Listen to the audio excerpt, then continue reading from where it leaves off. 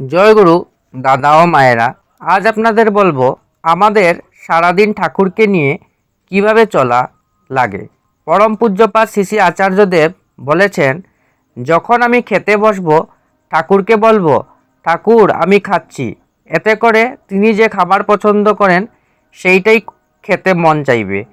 এমন খাবার যা তাকে নিবেদন করে প্রতিদিন খাওয়া যায়।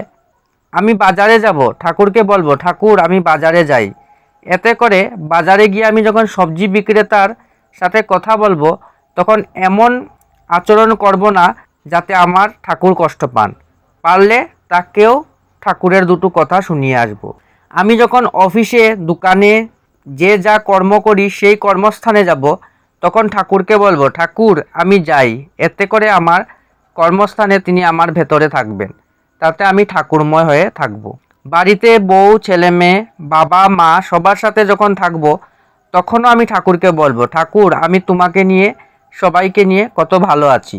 এতে করে আমার ভিতর কর্তাগিরি আসবে না। এই সব কিছু ঠাকুরের মনে হবে, সংসারে শান্তি থাকবে। স্কুল কলেজ যেখানেই যাব ঠাকুরকে বলে যাব। এতে করে ঠাকুর আমাকে বিপদে যেতে বাধা দেবেন, আমি ঠাকুরময় হয়ে থাকব। এইভাবে আমরা প্রতিদিন প্রতিটি কাজ শ্রী শ্রী ঠাকুরকে বলে বলে করব। যাই করি না কেন তাকে বলতে হবে তিনি অন্তর্যামী, সব জানেন। এগুলো 1 নম্বর ভাওতাবাজি কথা। তাকে আমি কতটুকু জানালাম আমার করার ভেতর দিয়ে, সেইটাই হচ্ছে আমার ঠাকুরকে নিয়ে চলার সার্থকতা। যখন সব কাজে তাকে অনুভব করব, তখনই তিনি আমার ভিতরে আচরণে, চলা বলা সব কিছুতে ফুটে উঠবেন। এটাই আমাদের করতে হবে। পরম পূজ্যপাদ শ্রী শ্রী আচার্যদেব, ধর্মনগর, উত্তর ত্রিপুরা, ত্রিপুরা পরিক্রমা 2025 থেকে নেওয়া হয়েছে। এই কথাগুলো যখন আচার্যদেব ভক্তদের উদ্দেশ্য করে বলেছিলেন, তখন ভক্তরা বুঝতে পেরেছিল শ্রী শ্রী ঠাকুর তাহাদের কতটা আপন।